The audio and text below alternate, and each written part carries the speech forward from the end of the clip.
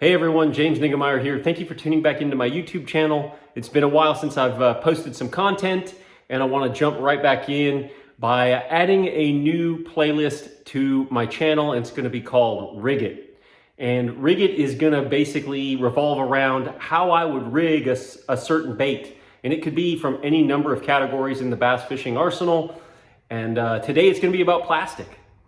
This is the Yamamoto Yamatanuki. It's kind of it's a heavy salt type bait and kind of a do nothing type action, except for that tail, as you can see, can shake around or quiver on the fall. But because it has kind of a bulbous, it does have a rounded body, thick hunk of plastic, and it's got that heavy salt, so it's gonna sink relatively fast. I believe this is the middle size. This is the 3.5, and they have a 2.5 and a 4.25. This 3.5, I believe weighs 5/8 of an ounce with no weight. And a lot of people might look at that and say, wow, you know, how are you going to set the hook into a fish? But it's got these slits here, these hook slots on both sides to minimize the amount of plastic in that center. So number one, I think everyone's going to agree a offset wide gap style hook is going to be the key for this. And the one that I have really settled into is the Owner Haymaker in a 5/0 size. And again, that's for the middle one, which is the 3.5 size Yamatanuki. There's the bag right there for the Yamatanuki. Here's the 2.5 size. You can see they're little bitty guys. Well, little bitty comparison to the others. 2.5 size, and then you have the great big 4.25 size. And so yeah, there's different ways which you could rig this bait, or different hook styles, and the one that I really like and settled on is that Owner Haymaker in the 5/0 size. And the Owner Haymaker is a different hook, as you can see right there, and that's what I think really pairs it well with the Yamatanuki. So I'm gonna go into rigging it, and just generally, it's just a Texas rig, no weight application.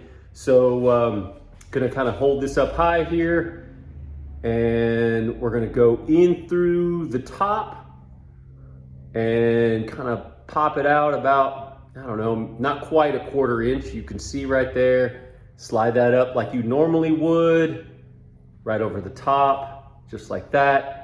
And then I like to kind of measure it. Let me show you this kind of measure it where it would pop out. And that gives me the idea where it would pop out so it wouldn't kink the bait, and so it would stay straight.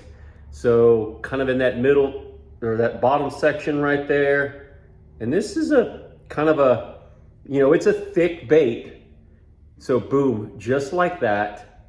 And you can see right here when you rig it like that, but as soon as you apply pressure, it's ready to expose the hook.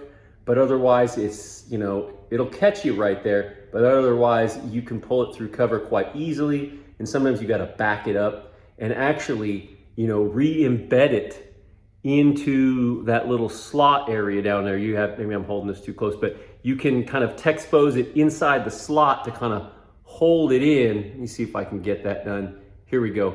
That'll enable it to come through cover a whole lot easier without catching on anything. And then you've really got to set the hook on it to expose the bait or the hook into the fish's mouth. But that's how I like to rig this bait. It's pretty flush. You can just barely see the eye of the hook coming through on that. That's the 3.5 Yamatanuki, weighs about 5/8 of an ounce. This is a bait that maybe doesn't get a lot of attention. A lot of people are thinking, I'm gonna throw the Senko, and for good reason. The Senko is just such a hard bait to beat. But this bait is more compact, it's more bulbous, it's heavier, and so you can actually pitch it weightless in and around cover to specific targets and have it go into that cover more quickly, more efficiently than say a Senko. And then in your windier conditions or in deeper water, this is gonna come into play. But that's how I rig the Yamatanuki. Again, it's that Owner Haymaker 5/0 hook paired with the 3.5 Yamatanuki. And I may end up coming back and doing one with the, doing a rig it series on the 2.5 or later on the 4.25, for which I've caught fish on the 3.5 and the 4.25, and I've caught some fish on the 2.5 too.